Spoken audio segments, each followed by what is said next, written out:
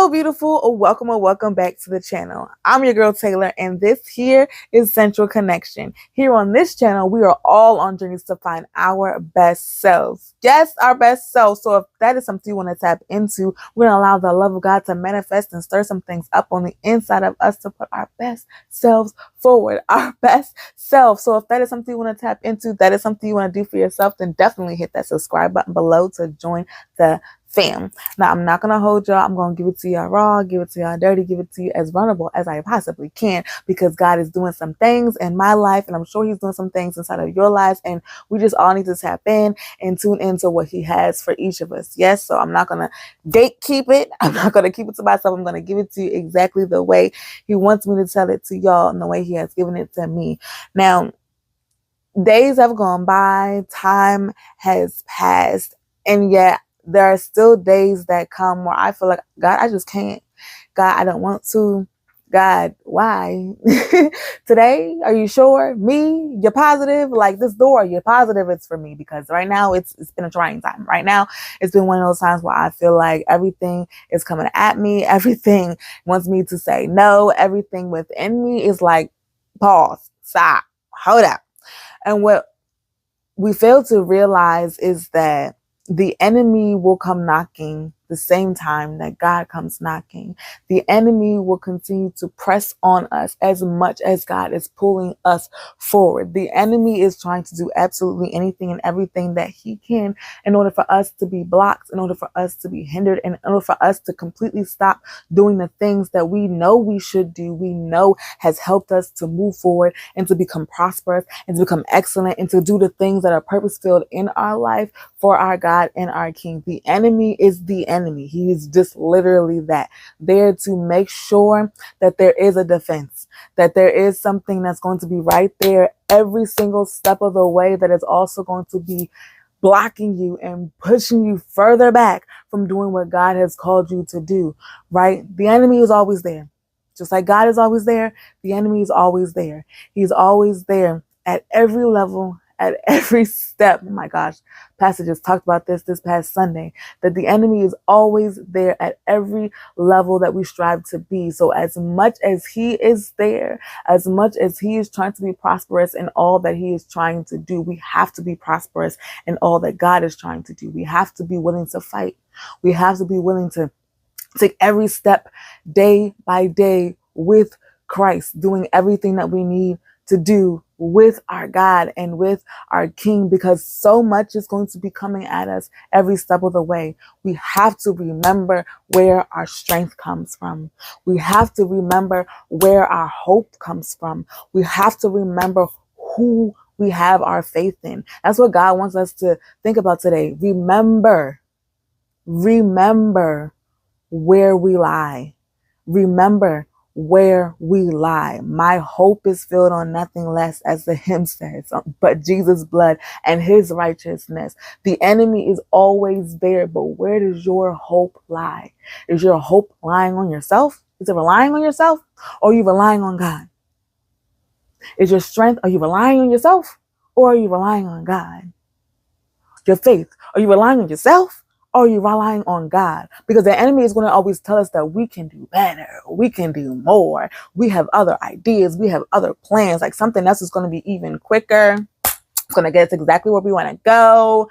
It's going to be just as great as that vision God has given us. But what we fail to realize is that vision has an end. There's always an end with that one. The one that we have on our own, the plans that we have on our own, there is always an end to that vision, to that dream. And it's not one that we will enjoy. It's not one that we want to accept. It's not one that's going to leave us in glory with our God and our Father, but it's going to be one that's going to be where he turns his back on us, just like we continuously turn our backs on him. And he's going to say, I gave you the opportunity. I gave you the chance to say yes. I wanted to say, well done, my good and my faithful servant, but yet you continuously turned your back on me, not understanding what I was trying to do for you. But if we stop relying on self, stop relying on our own strength, stop relying on what we can do on our own, and stop relying on the plans that we have for ourselves, and actually focus on what our God-given purpose is, our God-given strength is, that God-given hope is, then we can focus on truly getting to where we want to go. That dream, that vision that we have, it is there. That promise that God has given us is just that. God's promises are always yes and amen. He never will give you something and then in turn tell you no. He's going to give it to you as long as you continuously stay faithful and as long as you continuously do what he is asking you to do and move forward in it, because right now he is preparing. And it might feel like the preparation is forever and it's lagging and it's never going to end. But you have to remember that there is something in this moment. There is something in this time. There is something in this preparation season that we're still not getting yet, that he's still trying to heal us from, because he has plenty of doors opening for us. And some of them maybe even begin to open, but he's not going to open all of them until you are ready, until we are ready. We have to remember to be diligent. And in our diligence, we have to be disciplined. We have to be disciplined because we're not going to be motivated every single day. We're going to say, I don't feel like it. I don't want to. It is not for me. It is not my time, because it shouldn't be this hard. But we have to be willing to fail in order to be prosperous. We have to be willing to have days where it ain't going to be easy, because God never said it was going to be easy. That's not what he promised. God didn't promise ease. Okay. He never promised ease, because he knew and he knows everything that's going to be coming down our pathways.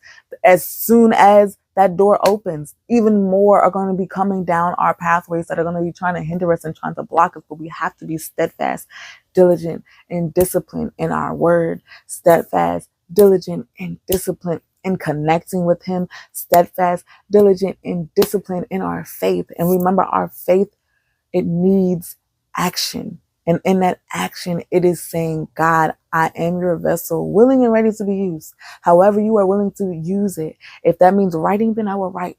If that means speaking, then I will speak. If that means dancing, then flow with me, because I want to flow with you, my God and my King, through each and every single bit of it.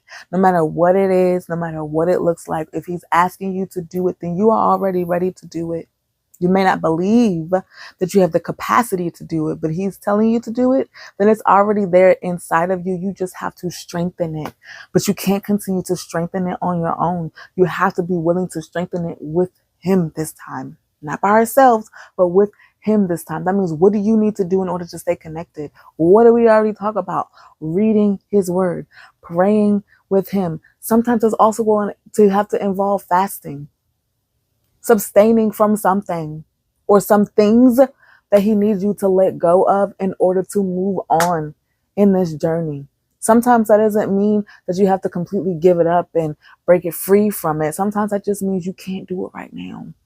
You have to have a small time period, whether that's a day, 3 days, week, 40 days, whatever he's telling you to do, whatever you feel tugging on your heart that you need to do and you need to let go of, then just do it. I dare you. I double dog dare you to do it and try him. Okay? Because it's going to feel like you're breaking and something is really ain't always there and ain't always right. But I'm telling you, if God is telling you to do it, then it is absolutely for a reason. You are going to feel the healing throughout that process. You are going to be freed throughout that process. You are going to feel his peace. You might break down and you might cry, but remember, crying is not weakness.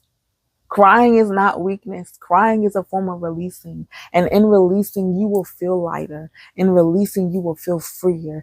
In releasing, you will feel like you can absolutely do anything afterwards, because God is sustaining and fulfilling us in every bit that he needs us to be fulfilled in. So hold on to his strength. Hold on to his hope. Hold on to that faith and hold on to it with God and our King, because with him, all things are possible. With him, all promises will come to pass. With him, our dreams will truly come to fruition, but we have to hold on to it. And even during those dry times, in those dark deserts, at night, during the day, it doesn't matter. He is always there, every step of the way.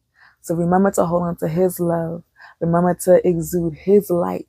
Because even though we have those times where we want to be tucked in to that bed and dig deeper into our holes, we have to let his light shine through.